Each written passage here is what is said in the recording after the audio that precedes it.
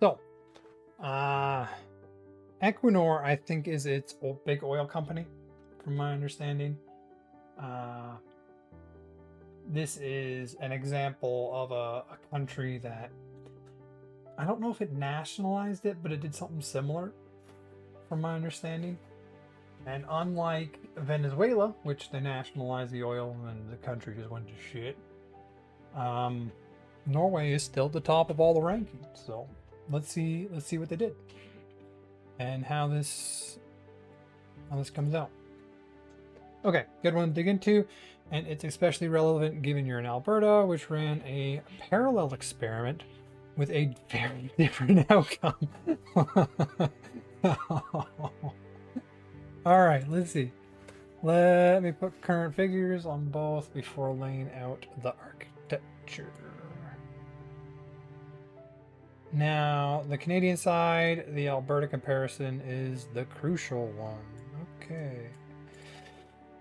This is a great thread to pull on because Norway's setup is really 3 interlocking pieces, and Alberta built something with the same goal a decade earlier and ended up roughly 60 times smaller.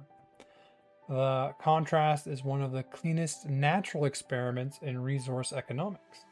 Let me lay out the architecture first, then the Canadian angle. Piece 1. Equinor, the state oil company. Norway's state took ownership stake in its petroleum from the very start. The state oil company Equinor, called Statoil until 2018, was established in 1972 on the principle that the state would hold a majority share of each oil license, and today the Norwegian government owns 67% of Equinor. Crucially, Equinor is run as a normal commercial publicly listed company. Okay, so the state controls a majority share or a super majority share in their oil company, but it is run as a normal commercial publicly listed company. The state behaves like an arm's length majority shareholder, not a micromanager. That keeps it efficient and profitable while ensuring the public captures the upside through dividends. So it's not nationalizing it in the traditional sense. From the beginning, they had a majority share.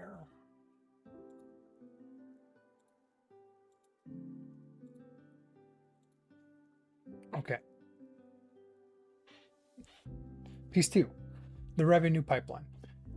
Equinor's dividends are actually the smallest of 3 channels through which oil money reaches the state. The government captures the resource wealth through heavy petroleum taxation. Norway deliberately imposed high taxes on the energy sector and tight regulatory control to avoid the corruption and instability that plague many resource economies. Oil profits face a marginal tax rate around 78%. Whoa!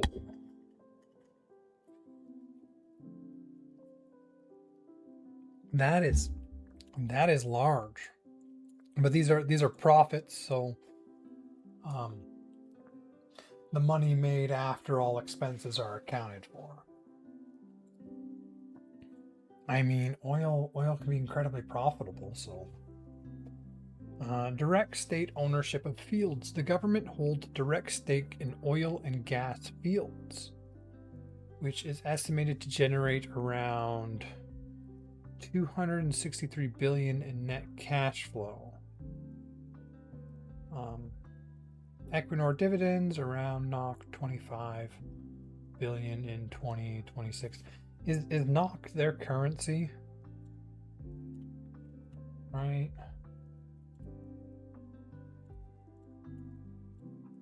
NOK to USD, yeah. Okay, so we're looking at a factor of 10. you need basically 10 Norwegian NOK to equal 1 USD.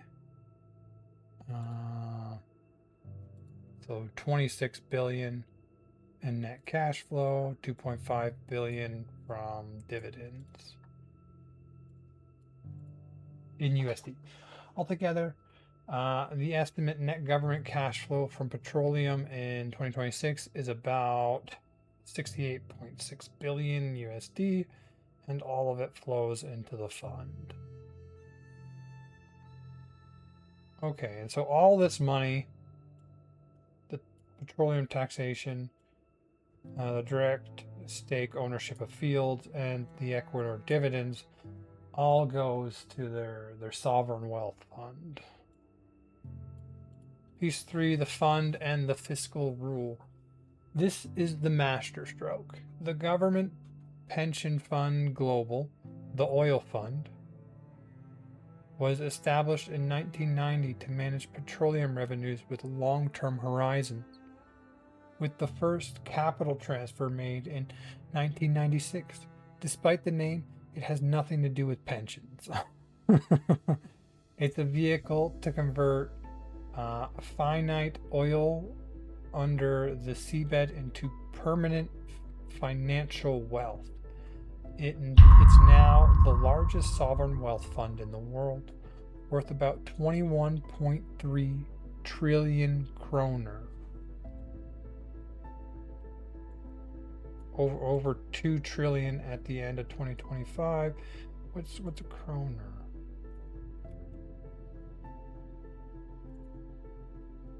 Is this another currency?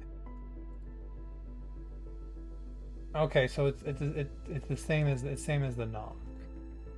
Norwegian krone. Okay. So you knock one digit off of it. So 2.1 trillion. I mean, that's a large amount of money. That's nearly 4 times Norway's GDP. Roughly 3.8 million NOK per Norwegian. So that would be 380,000 USD per person in the fund. Like, that's a lot. And it's certainly better than being told, oh, here's your piece of debt.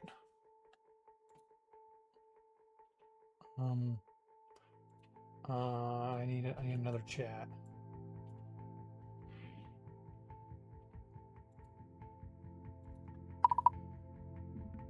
In the US, what is the number amount each person is responsible for the debt?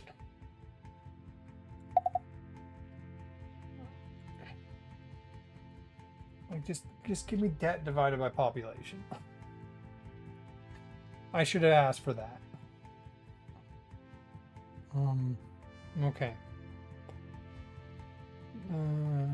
So this fund, about 380,000 per person. And it owns about 1.5% of all the world's listed companies. Over 390,000 per citizen. Yeah, because it's like 0.1. Spread across roughly 7,200 firms. Like, and that's what you get in Norway. And in the US, the total US national debt amounts to you get $113,792 in debt. So if you're born in the US, this is what you get in debt. And if you were born in Norway, this is what you get in surplus. Just based on where you're born. Like, that's insane.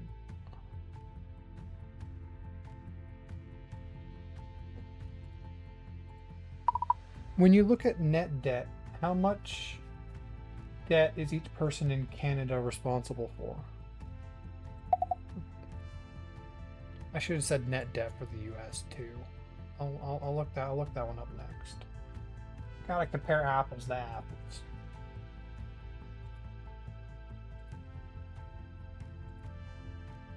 But yeah, like that's crazy. 3 design rules make it work. It invests only abroad. I mean, this is the political aspect. If you invest inside your own country, it's going to get involved in politics. The fiscal rule caps spending. Just a good thing to make. You don't want it rated like outside of an emergency. Limits government withdrawals to the fund's expected long-term real returns, currently around 3% annually. Okay. Transparent and ethics. It's tightly regulated, highly transparent, managed by Norway's Bank Investment Management, and follows strict ethical guidelines that exclude industries like tobacco and certain weapons. The insulation from day-to-day politics is the whole point. Resource rents get captured, separated from the everyday budget, and constrained in how fast they can be spent. Just a good idea all round. Where are we? Here we are. For Canada, the answer depends on which level of government you're counting. So let me give you both. The clean federal number and the fuller picture. I want to look at the full picture. Since provinces carry significant debt of their own on this basis, the highest combined. Newfoundland and Labrador has the highest combined debt per person at 71,611. Alberta has the lowest. So in Alberta, you're only responsible for 42,368. 42,000-ish dollars in debt when you're born. Like, it's a far cry from Norway's 39,000 surplus that they're born with. But I mean, like, it's also better than the number we were getting from America. Let's go net debt. What is the net debt of the U.S. divided by the population?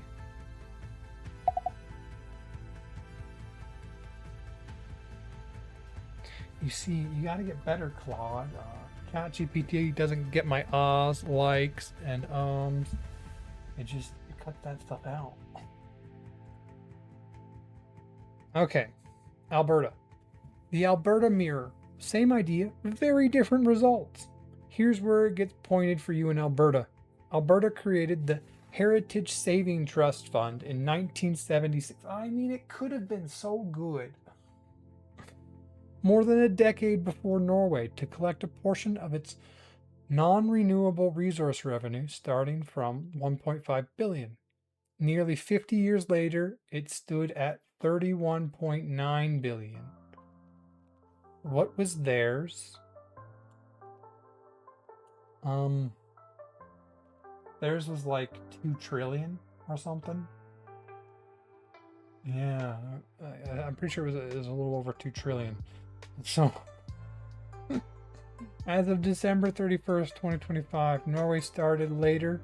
It's north of 2 trillion. Same idea, same era, same per capita size population, both around 5 million. About a 60-fold gap in outcome. What happened? That's not good. The most common net measured in the US is, okay, give me the numbers. So it goes down a little bit. So 91,400 per person in the US. And in Canada, that number was 71,000. Okay, that's the highest in Labrador. Somewhere in the middle between that one and that one. I mean, like, that's not good. Why do we keep running debts? The US doesn't typically headline a single net debt number the way Canada does, so net can mean two slightly different things. Debt held by the public is the standard one. There's also a stricter IMF measurement. So that's their current debt divided by about their population to equal approximately that.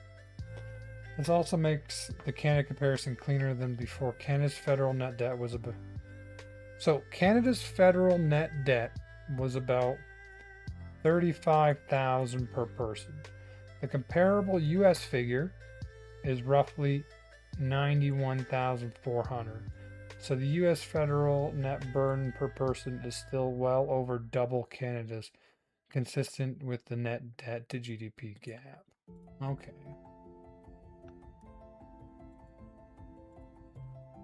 What went wrong wasn't bad luck or worse geography alone. It was the absence of Norway's 3 rules. We went through them here. Invest only abroad. The fiscal rule caps spending, transparency, and ethics. There's 3 rules. No automatic deposits. Alberta saved from selected surpluses at government discretion. There was never a rule requiring a fixed share of resource revenue to flow in. So when, I mean, like, that's just... It's obvious that's going to fail. If you don't have a fixed rule, you're very well just at the whim of politics. And if you're at the whim of politics, you get bad results. Because politicians think in the now and not saving money and taking money out. That's the now. For some reason, that's always the now. I don't like that it's the now, but because we could have trillions in that fund if it wasn't if you just didn't let it get affected by politics. Okay, there was never a rule requiring a fixed share of resource revenues to flow in. So when prices were high and budgets flush, the money went to popular programs. When prices crashed, deposits paused. No spending discipline / frequent raids. The fund saw inconsistent contributions and more often than not withdrawals to cover operating expenses, with historic net withdrawals totaling over $20 billion since inception. For decades, the fund's investment income was siphoned into the general budget rather than reinvested. The counterfactual is stark. University of Calgary economics Trevor Tombe calculated that if Alberta had simply followed Norway's rules, depositing all resource revenue and withdrawing only about 4% a year, Albertans would be sitting on roughly $500 billion today. So could it be a model for Canada? Yes, but with 2 real obstacles. The mechanics are entirely replicable. Alberta's recent reforms prove it. In 2022-2023, the law was amended to require that income generated by the fund stay in it unless a withdrawal is specifically authorized.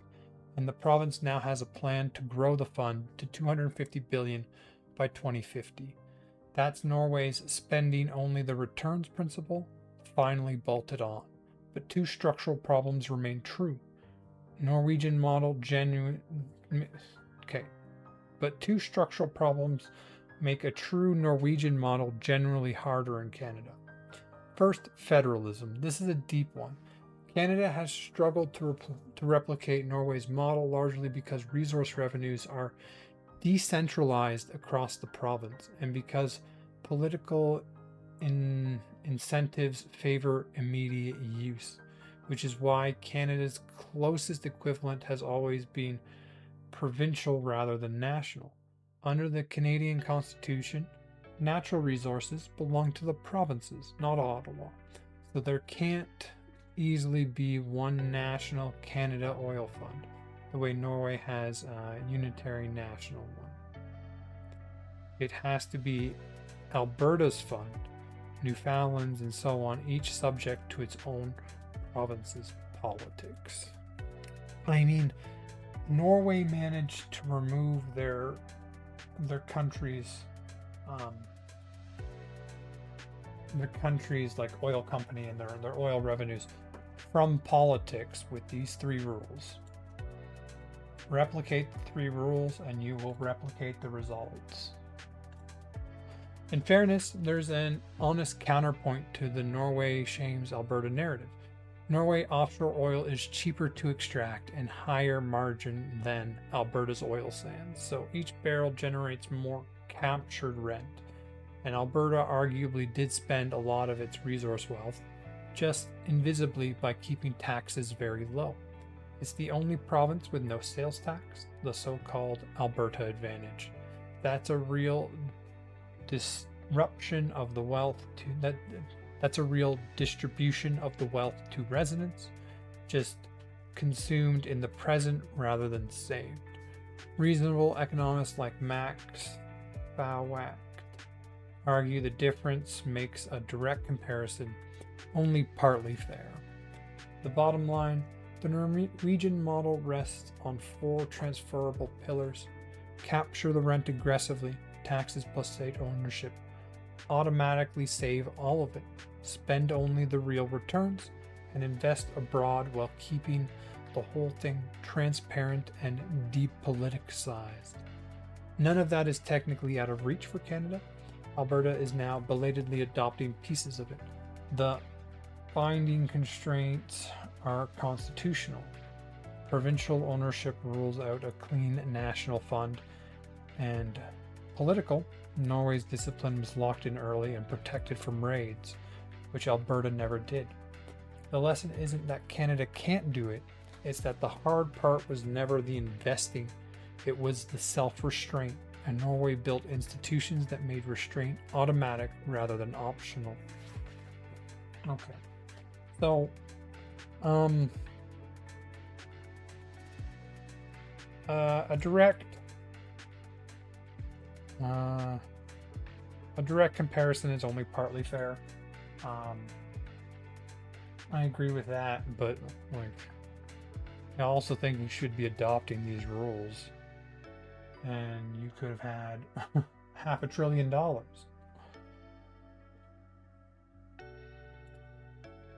Yeah. At the same time, it is prohibitively more expensive to extract from the oil sands than from... I mean, I don't know how much it is to cost to extract from an oil rig. I know, like, it's incredibly cheap if you go to, like, the Middle East, like Saudi Arabia, but I don't exactly know where it falls. It's definitely cheaper than the oil sands.